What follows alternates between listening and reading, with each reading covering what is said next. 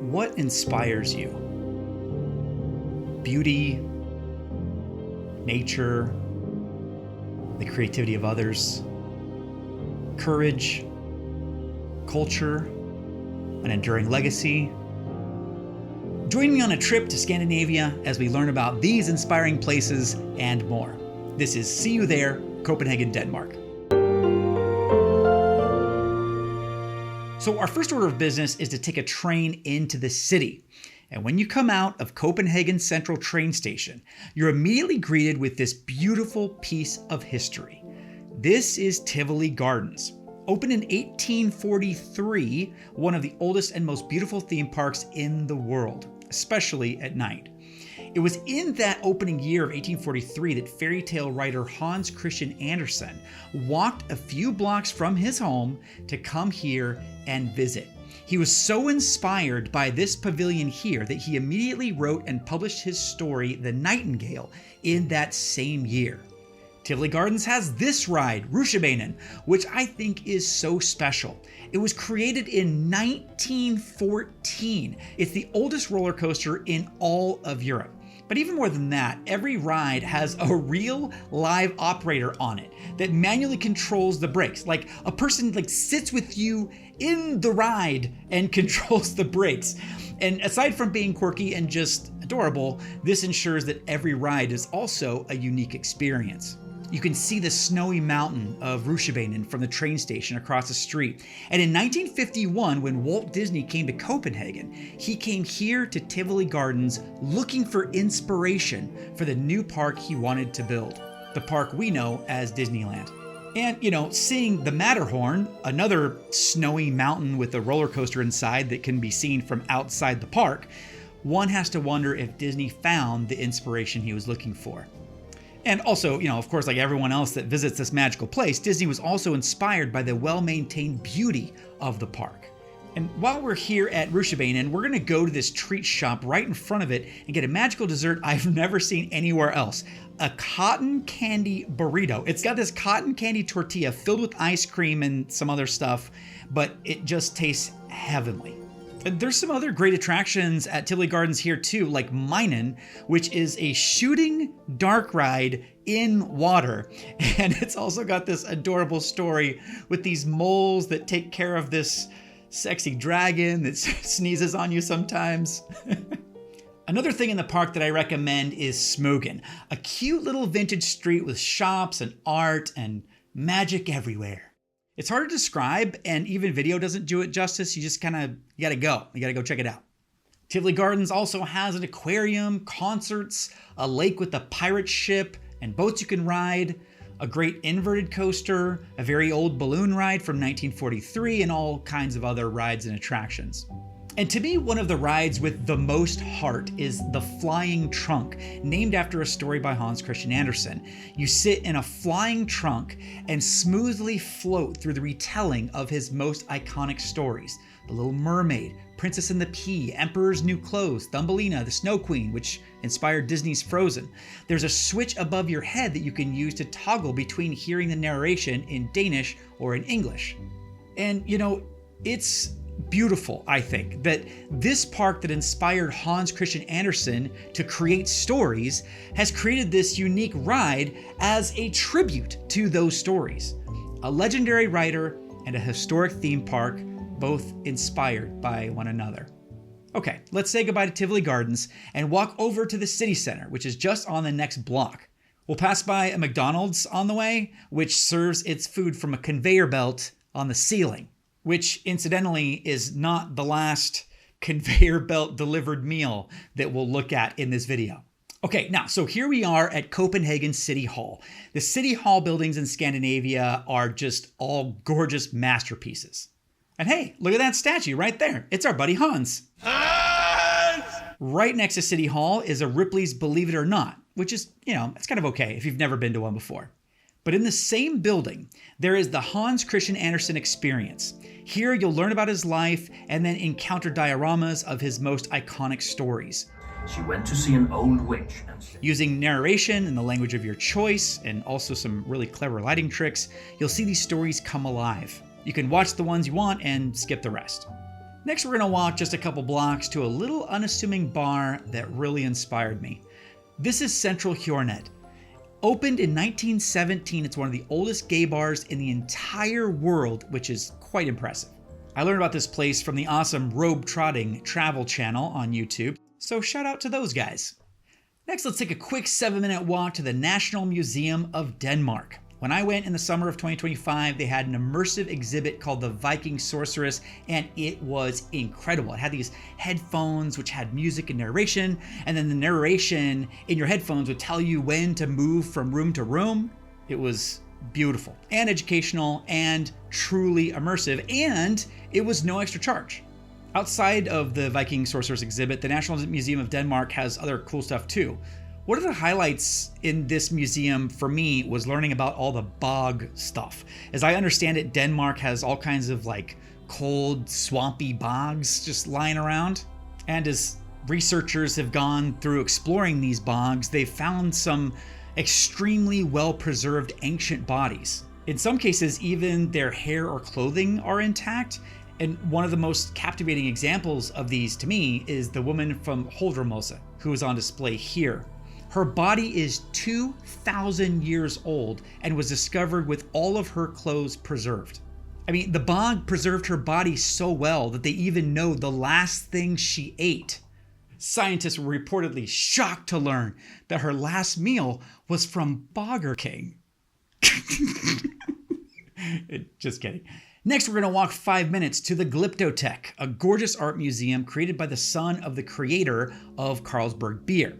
Now, this museum, consisting mostly of sculptures, is just a beautiful place. These are my favorite kinds of art museums, the ones where the building itself is a work of art. Like you could remove all the pieces from all the exhibits, and the place would still work as a museum because it's so inherently beautiful. And the Glyptotek is like that for me. Now, we're right next to Tivoli Gardens, so we're gonna walk back around Tivoli Gardens to the main train station here, catch a little train. Now, no first visit to Copenhagen would be complete without a visit to Nyhavn. Now, it's spelled like this, but it's pronounced more like Nyhavn. This historic and iconic strip of buildings along the water is just lovely. It's usually too crowded for my taste, so I don't typically stay around too long. But before leaving, we gotta go to this red building on the right side of the street, Nyhavn number 20. Hans Christian Andersen lived in this building when he very first moved to Copenhagen, and it was in here, this red building, where he wrote his early stories, including Princess and the Pea. And while we're at Nyhavn, we're gonna take a 5-minute walk right over here to the Royal Danish Theatre, but not to go to the theater itself. You see, right outside of here, open 24 hours a day, is a passageway called Stærekassen. And that pronunciation was horrific. Everything in this video is gonna be pronounced horribly, so just be aware of that. So anyways, on the ceiling of this little area, you'll find one of the largest mosaics in all of Scandinavia, made up of millions of little tiles. It's absolutely stunning and well worth the little detour. So that concludes our first day in Copenhagen, which is a perfect time for our recurring segment, That Was From There? That's right, folks. Here we're going to look at things from this place that you might not have guessed came from this place. One of the things you might not realize comes from Copenhagen is the group Aqua, famous for their song Barbie Girl. I'm a Barbie girl in the Barbie world. Turns out she was a Barbie girl in a Barbie world, and that Barbie world, my friends, is Denmark. That's from there. Okay, it's day 2, and there's no better place to start the day in Copenhagen than its Sankt Peders Bageri, aka St. Peter's Bakery. Opened in the year 1652. This is the oldest bakery, not just in Copenhagen, but in all of Denmark. This bakery is literally older than the country I live in. One of the best things I tried here was a cardamom roll. I had to look up what cardamom was for this video. I didn't know. Turns out I've actually had it in a bunch of Indian food, but never in a pastry. But it was delicious. Anyways, as we eat our pastries, we'll walk down this nearby street with a name that has a gauntlet of consonants. Lars Leistrada, I think. And then we're going to turn down this little corridor. It's very quaint. It's very cute. And at the end, we'll find ourselves on this street, Nergade. And here on this street is the site of something pretty sacred and potent, which is easily missed. In the ground are these little chunks of brass called Stolpersteine or stumbling stones. These are part of the largest decentralized monument in the entire world. Created by German artist Gunther Demnig, these are little monuments that are scattered all throughout Europe at the places where victims of the Holocaust lived or worked. They're always written in the language of the places where they are. So these stones tell us in Danish that it was at this spot that Julius Barasch and Irma Barasch lived. Julius was born in 1898. Irma was born as Irma Marcuse in 1893. They were both arrested August 29, 1942, both deported to Germany, and both were murdered at Auschwitz. I was just minding my business, eating my cardamom rolls when I saw this grim reminder on the ground.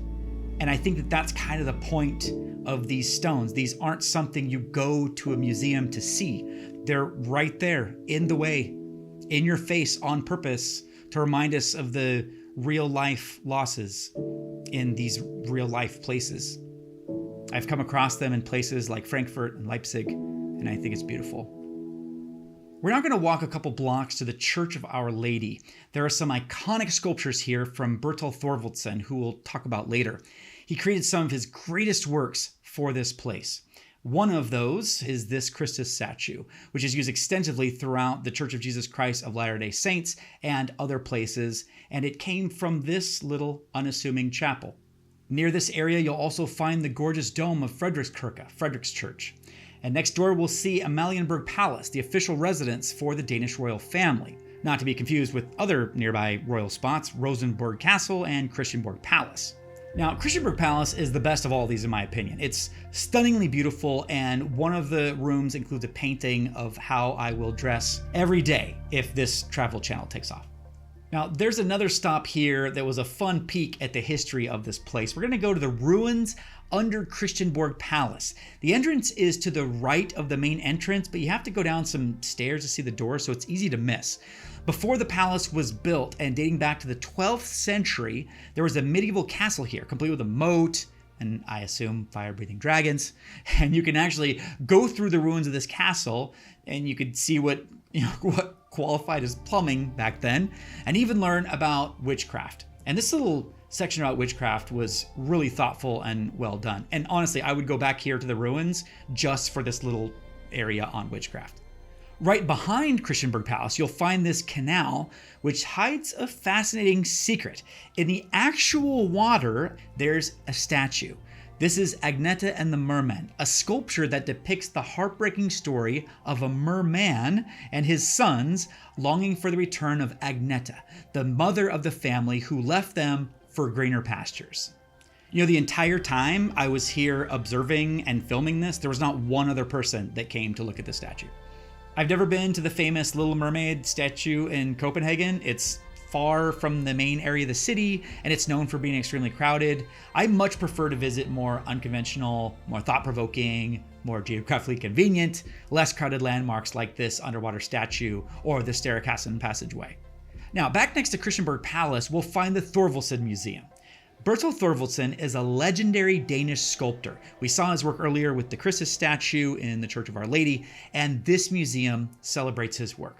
Thorvaldsen is even honored with a statue at Copenhagen City Hall, along with Christian Andersen. Thorvaldsen himself is actually buried in this museum beneath this courtyard in the center. Now, video doesn't quite capture the magic of how massive some of these works are. I love places like this, where you just stand in it and, video can't capture it, photos can't capture it, and I'm just filled with awe. Anyways, after concluding our visit to Copenhagen, we're going to go to Oslo, Norway, which we'll look at in a separate video. Typically, I might take a train or fly there, but I discovered that there's actually a ferry that goes back and forth between the two cities. It's pretty cheap, and it felt more like a little baby cruise. The trip takes 19 hours and was just gorgeous. Highly, highly, highly recommend. Now, I love me some day trips. There's tons of really great little day trips you can take from Copenhagen if you have a little extra time.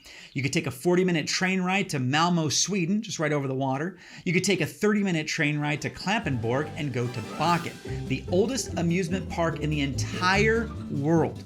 Bakken also has a really old wooden roller coaster that has such a unique feel. And also, it has this. So, that's fun. They also have some other quirky rides, like Tornado, which spins in and out of this building. And also this monorail, which is a swan that you manually pedal to make it move. Pedaling on the swan! If you ask me, they missed an opportunity, because they should have named this ride the Swanorail. Now, one of the things I've never seen in North America that's actually very common in European theme parks are very physical fun houses.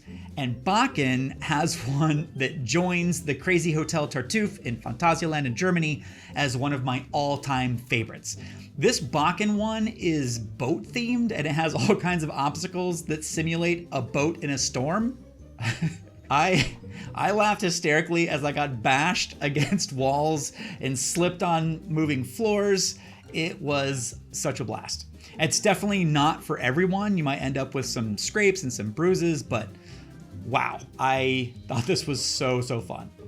Bakken also has this weird safari dark ride that was a bit janky, but just between you and me, I secretly love the jankiness, and I rode it like 5 times.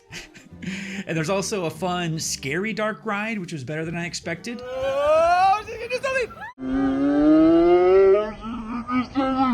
There's another cool coaster, all kinds of stuff. It doesn't cost anything to come here and just walk around. Bakken's a cool place. Now, you can also take a 30-minute train ride to the city of Roskilde, which was the capital of Denmark at the end of the Viking Age, over 1,000 years ago. Roskilde has a colossal yearly music festival, a Viking ship museum with a fascinating history, a museum devoted to youth culture, a surprising lack of places to store your luggage, and this incredible cathedral. Built in 1170, the Roskilde Cathedral is a UNESCO World Heritage Site and has been the burial place of Danish royalty for the last 500 years. It's also a rare example of a Gothic cathedral made out of bricks. I can't say that I've seen many of those. And a fun little tip for this cathedral, when you first walk in, look up and then to your left, and then maybe to your left again. Like look kind of back up and towards kind of like where you came in, but high up on the wall. And there's a tiny little clock way up there, and it's 500 years old. And every 15 minutes, this young lady rings the bell. And then on the hour, St. George slays the dragon. It screeches in agony. And then the dude over here rings the bigger bell. Whoever made this clock was so far ahead of their time.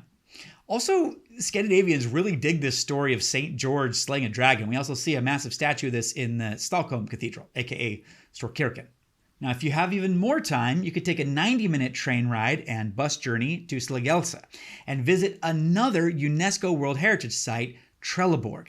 It was here in Trelleborg that the great last Viking king, Harald Bluetooth, lived and worked to gather all the Vikings to unite together. You can see the foundations of the longhouses where the different tribes stayed and walk through a recreation of one. Now, the old rune character for the letter H is this. The rune for the letter B is this. And when the Swedish nerds that created Bluetooth came up with the name, they were inspired by the way Harald Bluetooth brought everyone together. It was the same way that they were hoping their new Bluetooth standard would bring devices together. So the Bluetooth on your phone is named after this Viking king. And the symbol for Bluetooth is actually a combination of the two runes for Harald Bluetooth. Isn't that nuts? Also, if you make it out here during July, there's a massive Viking festival. There are tents and people living here like Vikings, warmly sharing their food and their talents.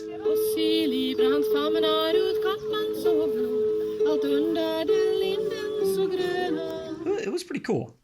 And if you have even more time, then I recommend a very quick flight or a 3-hour transit ride to the rural town of Billund, Denmark. It was here in Billund in 1932 that Ole Kirk Christiansen created Lego. The word comes from the Danish phrase "legot," which means play well.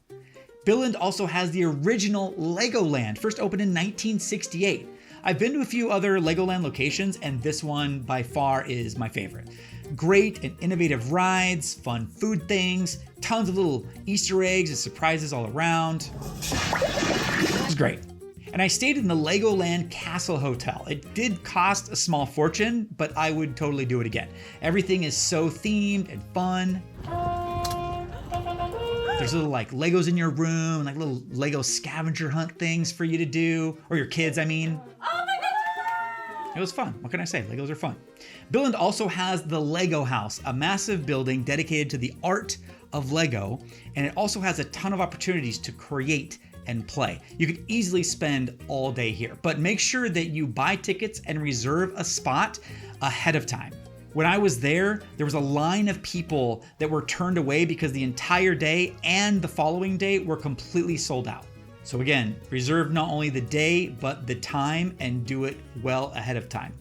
And finally, probably my favorite thing in all of Billund, and one of the best things in Denmark probably, was the mini chef restaurant in the Lego House. Certainly one of the most unique restaurants I've ever been to. You get to your table and each person gets their own little bag of Legos. And you look at the menu, and each food item on the menu has its own signature dedicated Lego brick from your little pack that you have. So then you use those bricks that correspond to your order to build a little unique shape that communicates your order. Then you put your creation in this like computer thing, and you see this video of Lego minifigures, start working on your food. And a little while later, when your food's almost ready, the video pops up again automatically and informs you that the little minifigure chefs are finishing your meal. And that's your cue to get up and go see the robots. These robots are the most adorable things in the world. They just dance and bleep and bloop and hang out until your food is ready, at which point they put their little adorable robot game faces on, and basically they just shove your food to you. They just kind of, give it a little nudge, and then that's all they really do functionally. But of all the ways your food could be gently nudged to you, having these dancing, playful, adorable robots is quite possibly the most inefficient and yet best imaginable way to do that. The food was so good too. It was pricey, but one of the coolest experiences ever. And again with this, get reservations ahead of time for Mini Chef, or you might not get in. Now before we go, let's look at some ideas for next time. If you have thoughts on any of these things or ideas for other stuff I missed, then please let me know in the comments. I'm always on the lookout for hidden gems and artsy, quirky things to explore. So next time I get to Copenhagen, I hope to get inside Frederick's Church finally. I would like to go to more palaces as well. I would like to visit the Design Museum. I would like to climb the Church of Our Savior Tower. I would like to take a day trip to Kronborg Castle, or visit the gorgeous Louisiana Art Museum. But probably at the top of my list for things that I keep missing in Copenhagen is this amazing park, the Superkillen Park, which is just so innovative and inspiring to me. So then, what inspires you? Is it beauty or nature, the creativity of others, courage, culture, enduring legacy? I hope that whether or not you've been to Copenhagen or have plans to go, that you've been inspired by this incredible city whose influence can be felt all over the world. And above all, I hope you see a bit of yourself reflected back to you in Copenhagen. Thank you so much for joining me. I'm Chad Perkins, and I'll see you next time on See You There.